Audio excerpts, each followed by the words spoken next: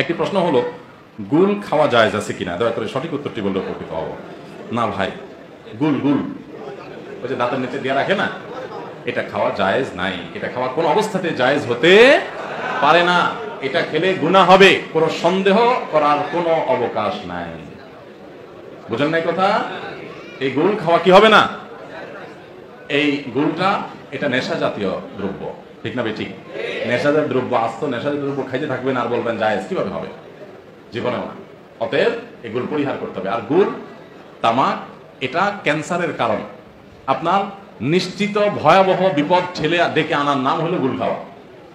যত ক্যান্সার হয় আমাদের দেশে, এর বেশিরভাগ, সারা পৃথিবীতে বেশিরভাগ ক্যান্সার হয় তামাকের কারণে, সেটা বিড়ি খাওয়া হোক আর গুল খাওয়া হোক। বুঝেন না কথা? তো এই জাতীয় খাদ্য এগুলো আমাদেরকে বর্জন করতে হবে এবং এগুলো জায়েজ নাই, এগুলো জায়েজ নাই, এগুলো ছাড়তে হবে আল্লাহর জন্য। আল্লাহ আমাদেরকে ছাড়ার জন্য মতো হিম্মত দান করুন। যারা এগুলোর নেশায় হয়ে গেছে, নেশা তাদেরকে ধরে ফেলছে, সহজে ছাড়তে পারে না, তাই না? এই যে নেশা হয়েছে, দেখছেন কি নেশা, যে সহজে ছাড়তে পারে না। আল্লাহ তাআলা আল্লাহর জন্য ছেড়ে দেওয়ার তৌফিক দান করুন। কে জানি ছাড়ছে বলছেন? ছাড়েন না লোক আছে এখানে? খুব কম, খুব কম। আল্লাহ আমাদেরকে হেদায়েত দান।